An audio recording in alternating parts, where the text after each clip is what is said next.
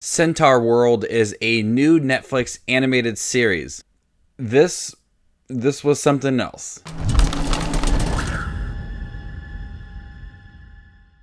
A hardened warhorse is transported to a land inhabited by silly singing centaurs of all shapes and sizes. Welcome back, movie watchers. Thank you guys for stopping by my channel. Centaurworld is a new Netflix animated series, and my god, this was a trip. This was something else. This is a very vibrant, very out there animated series that I really did enjoy. For the most part, I found a lot of great things about Centaurworld. This warhorse is transported to this land where everything's bright and cute and cuddly, and they fart and their farts talk, and they go on weird adventures and they can transform their bodies. It's just all a bunch of weird things. It reminds me of a certain era of Cartoon Network shows that were really obscure, and the animation was vibrant and out there. And it reminds me a lot of a Cartoon Network show, probably like the mid 2000s, when it kind of got a little weird. I mean, early 2000s Cartoon Network was just weird in general, but as the years went on, they continued to bring more obscure, just odd shows to Cartoon Network, and I think Centaurworld would have fit in there nicely. I did laugh quite often. The jokes are pretty funny. The jokes focus a lot on farting and singing and weird jokes and making weird noises and just doing odd things and just things that just don't make sense at all. I promise you, this series is bizarre. But what makes this show worth watching for every single episode is that this horse wants to get back to her land and reunite with her rider. And so she has to go on this journey throughout the 10 episodes to obtain these pieces that will be able to transport her back to her land so she can reunite with her rider.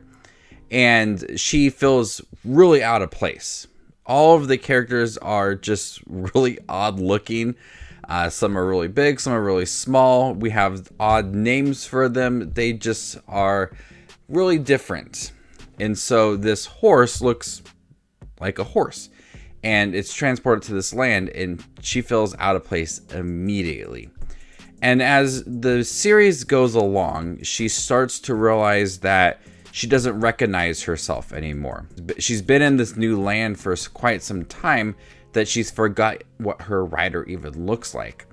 And so the series never forgets that this horse is going on this journey trying to get back to her land. And she really does feel out of place. And all of the other characters are just having these fun sing-along moments, and she's trying to stick to her agenda. And at times it's kind of sad because she is making friendships along the way, but she wants her rider. And towards the end of the 10 episodes, there's some emotional moments surrounding the character that she realizes that she may not get back to that land because of trying to find these missing pieces. So I like that the series does have some really vibrant animation, odd jokes that really don't make any sense, and a lot of singing moments to just make it feel bright and colorful and fun and quirky and obscure. But deep down, it has this storyline that's endearing and sad, that this horse really feels out of place, and she doesn't really know how to kind of move forward with everything, and she wants her rider, and she'll do anything to get back to her normal life. And so that deeper story is something very solid in a Netflix animated series that looks like Centaurworld. I didn't think I would get a storyline out of this series from the first episode. The first episode, I was like, oh my god, what am I watching? The characters look so odd. There's so many bizarre jokes. I'm not sure how the story is going to be. I thought it was just going to be, kind of a repetitive series. But no, the story's really good. and focuses a lot on Horse, and you do feel that genuine connection between her and Ryder, even though Ryder's in the beginning of the series and she's missing. And so you do feel that genuine connection just because of the way that Horse does talk about her Ryder. Now let's get into some of the characters in the series. Characters like Wamawink, Durpleton, Glendale, Ched, and others are all unique in their own way. The designs for them really do stand out, and the voice acting is pretty good as well, providing a lot of quirky moments for these characters. These are all centaurs that come in different shapes and sizes. One looks like a giraffe with a human's body. One looks like a zebra with a human's body. One has a really long neck. And you have a purple one, Wamawink. But these characters are so enjoyable. They just make the series so fun to watch. They're easygoing characters that love to play jokes and have fun and sing. And the music in here is really good too. There's some really catchy tunes. Almost every single, if not every single episode has a song in it. Just about random things. And it's a lot of fun. I promise you, Centaurworld comes off really cheesy and childish, but deep down it's got a really intriguing story with this character that feels out of place, wants to get back to her Ryder, and they really do focus a lot on that. There's some catchy music throughout. Yes, the humor is bizarre. I did laugh quite often. I feel like there's gonna be a lot of jokes that are gonna go over kids' heads. They're not just going to understand it right away. So that's why I probably laughed as much as I did into this series. So Centaurworld was a big surprise for me.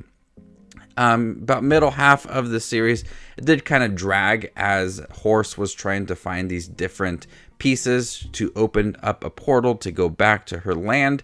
I feel like it's just a little bit too long of a series. I think it could have been condensed by a couple episodes. But nonetheless, this is a really bizarre, obscure, really fun series with a really good story and some really funny jokes and really bright, very bright animation that popped consistently. So before I give you my score for Centaurworld, make sure to check out my channel. Here I do movie reviews, trailer reactions, first time watch, ranking videos, tier lists, all that movie stuff you see here on YouTube. I do it here on my channel and I upload pretty much every day. And yeah, that's what I do here. I'm gonna go ahead and give Centaurworld a B. Thank you guys for checking my review for Centaurworld, the new Netflix animated series. Have you guys seen it by chance? What'd you think about it? Let me know in the comment section down below, and stay tuned for more up and coming content. My name is Just Watches Movies, and you guys stay classy, YouTube.